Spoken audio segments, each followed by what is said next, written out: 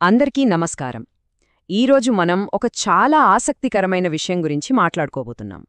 మన రియాలిటీ అంటే మన వాస్తవికత, దాని స్వభావం గురించి ఒక గొప్ప ఆధ్యాత్మిక ప్రవచనముంది.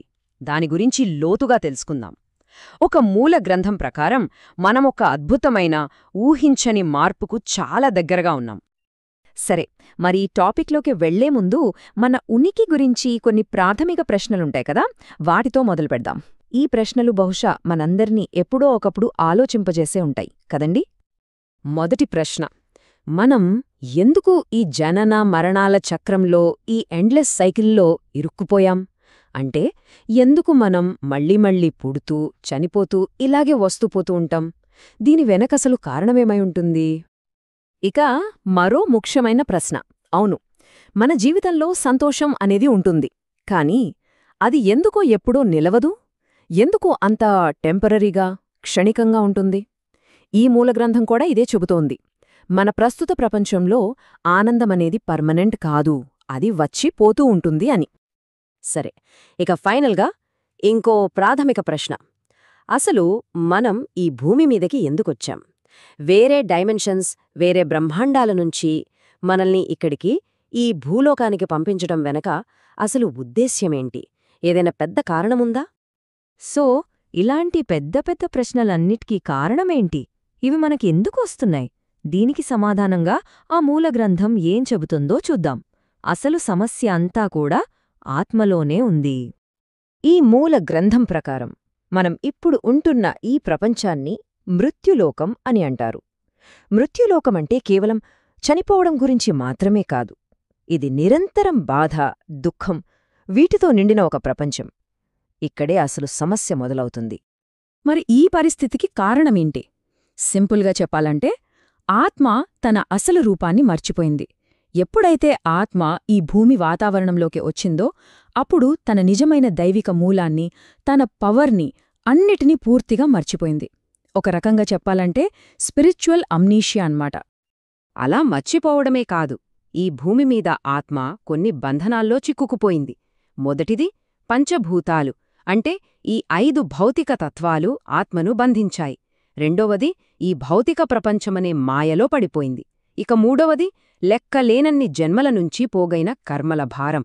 ఇవన్నీ కలిసి ఆత్మను తన అసలు స్వరూపానికి దూరం చేసేశాయి. సరే, ఇదంతా ప్రాబ్లం. మరి సొల్యూషనేంటి? పరిష్కారం లేదా? అక్కడే ఈ మూల గ్రంథం ఒక అద్భుతమైన విషయం గురించి చెప్తోంది. అదే మల్టీవర్స్ పరివర్తన, ఒక భారీ కాస్మిక్ మార్పు. అదే దీనికి అంతిమ పరిష్కారం. ఈ మార్పు అంటే ప్రపంచమంతమైపోవడం, ప్రళయం రావడం అలాంటిది కాదని మనం క్లియర్గా అర్థం చేసుకోవాలి. ఇది ఒక టోటల్ ట్రాన్స్ఫర్మేషన్, ఒక సంపూర్ణ పరివర్తన. ఇంకో ముఖ్యమైన విషయమేంటంటే, ఈ మార్పు కేవలం మన భూమికి మాత్రమే సంబంధించింది కాదు. ఇది మొత్తం మల్టీవర్స్ని, అంటే అన్ని బ్రహ్మాండాలని ప్రభావితం చేస్తుంది. అసలు ఈ మార్పు ఎంత పెద్దదో చూడండి. ఇప్పుడు మనమున్న 3D ప్రపంచంలో కర్మ, దుఃఖం, మాయ ఉన్నాయి. కాని రాబోయే 5D ప్రపంచంలో కర్మకు బదులుగా పూర్తి స్వేచ్ఛ, దుఃఖానికి బదులుగా పరమానందం, మాయకు బదులుగా సత్యముంటాయి. అంటే ఇది ఏదో చిన్న మార్పు కాదు, మన రియాలిటీ ఫౌండేషనే మారిపోతోంది. ఇంకో ఇంట్రెస్టింగ్ విషయమేంటంటే, ఈ కొత్త ప్రపంచానికి పునాది ఆల్రెడీ పడిపోయిందట. ఈ మార్పు అనేది చాలా చాలా వేగంగా రాబోతోంది. పరమ ప్రకాశంతో నిండిన ఆ కొత్త ప్రపంచం మనకోసం సిద్ధమవుతోంది. సరే, ఇంతకీ ఈ 5D ప్రపంచమంటున్నారు కదా, అసలు అక్కడ లైఫ్ ఎలా ఉంటుంది? మన ఊహకు అందేలా ఉంటుందా? ఆ అద్భుతమైన ప్రపంచం గురించి మరిన్ని వివరాలు ఇప్పుడు చూద్దాం. నిజంగా ఇది మన ఊహకు అందని విషయం. అక్కడ మన శరీరాలు ఇలా ఫిజికల్గా ఉండవట.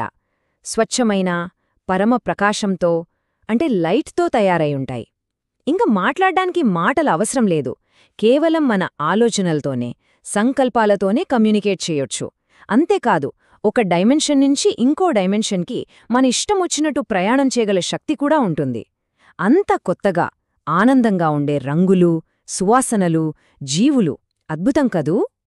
దీన్నే ఆ ఆధ్యాత్మిక మార్గదర్శి బాపూజీ కూడా చెప్పారు. ఆయన మాటల్లో చెప్పాలంటే రాబోయే ప్రపంచం చాలా అద్భుతమైనది, సుందరమైనది మరియు మన ఊహకు కూడా అందనిది. ఈ ఒక్క మాట చాలు ఆ భవిష్యత్ ప్రపంచం ఎంత గొప్పగా ఉండబోతోందో చెప్పడానికి. అయితే ఇంత అద్భుతమైన ప్రపంచంలోకి వెళ్లడం అందరికీ సాధ్యమేనా? దానికి ఏమైనా కండిషన్స్ ఉన్నాయా? మరి దాన్లోకి ఎంటరవ్వాలంటే ఏం చెయ్యాలి? ఆ మూలగ్రంథంలో దీని గురించి ఏం చెప్పారో చూద్దాం.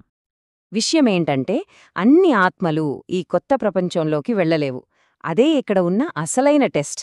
ఈ ఎంట్రీ అనేది ఆటోమేటిక్గా రాదు. దీనికోసం కాన్షియస్గా, మనస్ఫూర్తిగా స్పిరిచువల్ ఎఫర్ట్ పెట్టాలి. అందుకే దీన్ని ఒక పెద్ద పరీక్షలాగా చెప్తున్నారు. మరి ఈ పరీక్ష పాస్ అవడానికి, ఆ 5D ప్రపంచంలోకి వెళ్లడానికి ఆ మూలగ్రంథం ఒక 3 స్టెప్ ప్రాసెస్ చెప్పింది.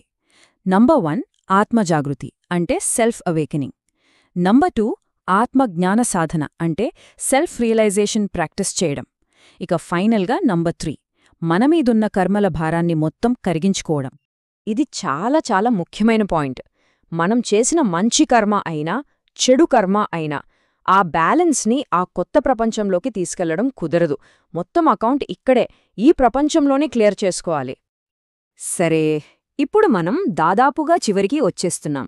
ఈ మొత్తం విషయం యొక్క సారాంశమేంటంటే, ఒక అర్జెన్సీ ఉంది, వెంటనే మనం స్పిరిచువల్గా యాక్షన్ తీసుకోవాలి అనే ఒక పిలుపుంది. ఈ మూల గ్రంథం నొక్కి చెప్పేదేంటంటే, మనమున్న ఈ సమయం, ఈ ప్రెజెంట్ మూమెంట్ ఆత్మను మేల్కొలపడానికి సరైన సమయం. ఒకవేళ ఇప్పుడు కాకపోతే ఇంకెప్పటికీ కాకపోవచ్చు. ఇది ఒక యునీక్, చివరి అవకాశం అని చెప్పొచ్చు. ఈ మొత్తం మిషన్కి ఒక టార్గెట్ కూడా ఉంది. బాపూజీ లక్ష్యమేంటంటే 9 లక్షల బేహద్ ఆత్మలను మేల్కొల్పడం. బేహద్ అంటే అనంతమైన శక్తులున్న ఆత్మలనమాట. అంతమంది ఉన్నత స్థాయి ఆత్మలను జాగృతం చెయ్యాలనేది ఈ సందేశం. ఈ మొత్తం విశ్లేషణను ఒక ఆలోచింపజేసే ప్రశ్నతో ముగిద్దాం. ఆ మూల గ్రంథం ప్రకారం ఎంతో మంది దివ్య ఆత్మలు చాలా త్వరలో మేల్కొనబోతున్నాయి. ఆ మేల్కొనేవారిలో ఒకరు మనమే అయ్యుండొచ్చు కదా. ఈ మహాపరివర్తనలో మన పాత్ర ఏంటో ఆలోచించుకోవాల్సిన సమయమిది.